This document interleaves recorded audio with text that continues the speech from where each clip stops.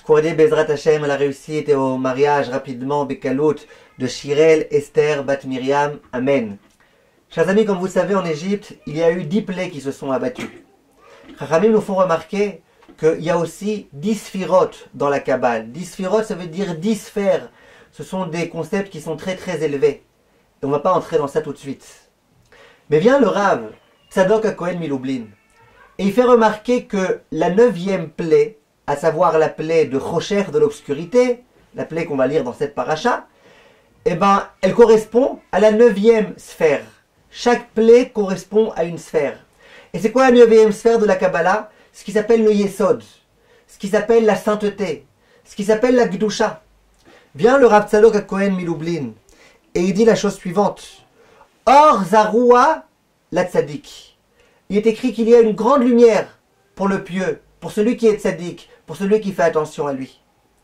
Viennent Chachamim et disent, vous vous souvenez ce qui s'est passé pendant la 9e plaie de l'obscurité? Alors qu'il y avait l'obscurité totale en Égypte, sur les Égyptiens, les Juifs, eux, ils ont eu de la lumière. Le pasuk le dit explicitement.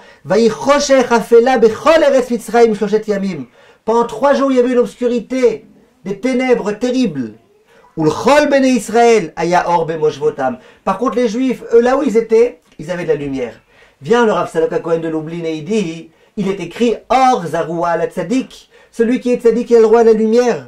Et il dit la chose suivante, il dit Misheu Noeg Bemidat Akdusha, celui qui se comporte avec sainteté, avec la 9e sphère de la Kabbale, ça veut dire la sainteté. Nikret Tzadik Esod Olam. Lui, il s'appelle Tzadik Esod Olam. Ah, et le Tzadik, il a le droit à la lumière. Or Bechol Inyadav. Il dit Rabbi Tzadok HaKohen Milublin, celui qui fait attention à la sainteté, à ses yeux, à sa Gdusha, à sa brite, lui, il aura le droit, Bezrat Hashem, à de la lumière dans tout ce qu'il fera. Parce que Or Zaroua la Tzadik, le Tzadik, il a le droit à de la lumière.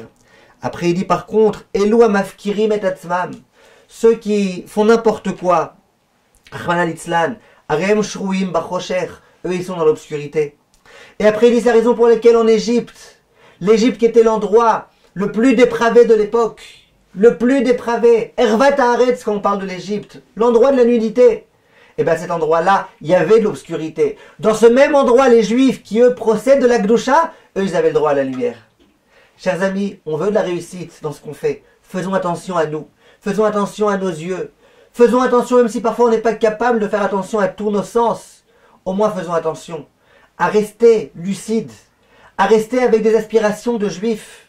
Et à savoir combien c'est important de faire attention à notre sainteté, combien c'est grave ce qui se passe autour de nous, les endroits dans lesquels on a envie, par principe, d'abandonner la sainteté, par principe, de complètement enlever toutes les barrières, de complètement retirer toutes les barrières. Hachem yeh be'ezrenu, qu'Hachem soit avec nous. Amen ve amen.